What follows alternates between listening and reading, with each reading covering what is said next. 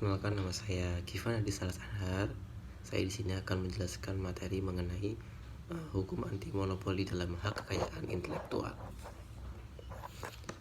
Materi yang pertama yaitu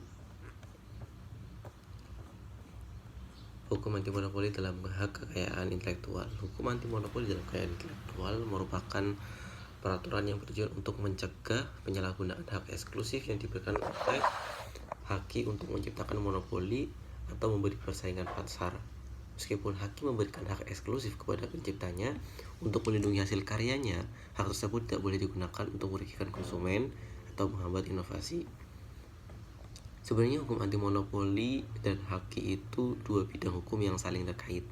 Satu sisi, HKI atau haki memberikan hak eksklusif kepada penciptanya yang dapat memberikan mereka kekuatan pasar yang signifikan. Sedangkan hukum anti monopoli bertujuan untuk memastikan bahwasanya kekuatan pasar yang ada dalam haki ini tidak disalahgunakan. Perlindungan terhadap hak atas kekayaan intelektual atau haki ini menjadi faktor pendorong dalam pertumbuhan kapitalisme dan ekonomi pasar bebas. Yang sebenarnya monopoli ini di mana orang-orang yang mempunyai hak kekayaan intelektual itu mereka tidak boleh mengeksploitasi secara besar-besaran hak yang dimilikinya. Dalam arti lain, mereka yang punya hak kekayaan intelektual ini tidak diperkenankan untuk menguasai ke 75% lebih dari pasar di seluruh Indonesia atau seluruh dunia ketika produknya itu dalam kancah internasional. Kalau dalam kancah nasional, maka tidak boleh melebihi dari 75% pasar dari produk tersebut. Lalu yang kedua, ada penjelasan mengenai tujuan hukum anti monopoli dalam hak atau hak kekayaan intelektual. Yang pertama, melindungi konsumen. Konsumen itu akan merasa terlindungi ketika adanya hukum anti monopoli dalam penerapan hak kekayaan intelektual. Yang kedua, persaingan, di mana ketika ada hukum anti monopoli, maka secara tidak langsung perusahaan-perusahaan atau produk-produk lain akan melakukan persaingan-persaingan yang bagus untuk bisa saling menyaingi kompetitornya. Dalam hal ini menyaingi kompetitor itu tidak selamanya berlaku positif, dalam kutip tidak berlaku negatif, karena ketika sebuah pasar itu persaingannya sehat, maka yang terjadi adalah pertumbuhan pasar yang sangat pesat. Lalu tujuan yang kedua yaitu meningkatkan efisiensi. Ketika monopoli itu kan menyebabkan pemborosan sumber daya, yang mana ketika satu produk itu semuanya dieksploitasi, diterapkan semuanya maka akan terjadi pemborosan sumber daya. Nah, dengan adanya anti monopoli, maka pemborosan sumber daya akan sedikit diminimalisir. Langsung saja kepada contoh penerapan hukum anti monopoli dalam hak kekayaan intelektual, yaitu yang pertama, larangan perjanjian lisensi yang anti persaingan, yaitu perjanjian lisensi yang mengharuskan perusahaan untuk memberi produk atau layanan dari pemegang hak kekayaan intelektual atau yang melarang mereka untuk bersaing dengan pemegang hak kekayaan intelektual. Ini kita bisa ambil contoh yaitu ketika Microsoft itu menerapkan salah satu aplikasi Microsoft Bing pada layanan Microsoftnya, yaitu ketika seorang membeli laptop dengan lisensi Microsoft, maka browser yang digunakan harus menggunakan Microsoft Bing.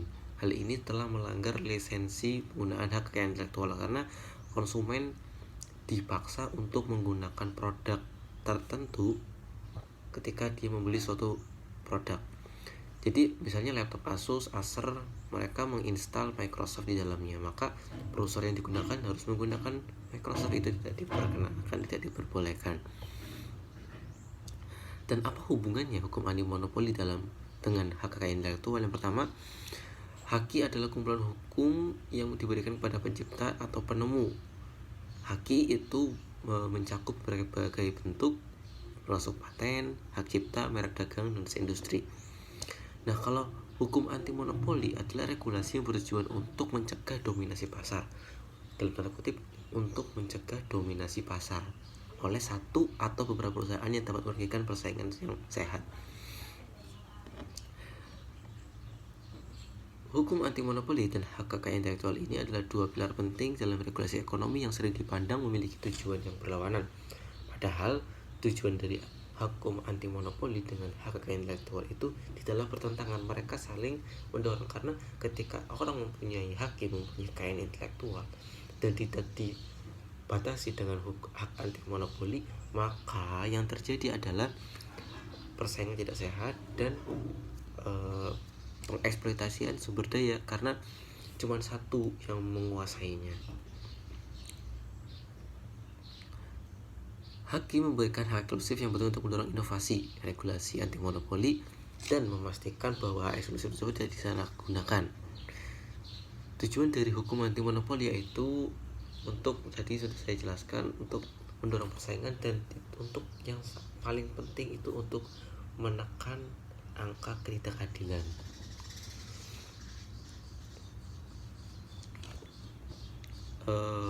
Mungkin itu saja. Mungkin saya akan sedikit memberikan kesimpulan, yaitu hukum anti monopoli itu bukanlah sesuatu yang dapat merugikan perusahaan. Bahkan hukum anti monopoli memberikan persaingan sehat dalam perusahaan, sehingga perusahaan bisa selalu memberikan inovasi yang terbaik untuk menciptakan produk-produk yang diminati oleh pasar besar, serta memberikan persaingan yang kuat terhadap kompetitor lain. Jadi itu saja yang bisa saya sampaikan. Semoga pada penjelasan kali ini bisa memberikan pemahaman yang paham, sehingga tidak perlu untuk menjadi tidak baik seperti itu. Kalau lebihnya mohon maaf. Saya Gimana Sanhar dengan NIM 2044 izin pamit undur diri. Sekian dari video saya. Terima kasih kepada ibu dosen dan teman-teman sekalian. Assalamualaikum warahmatullahi wabarakatuh.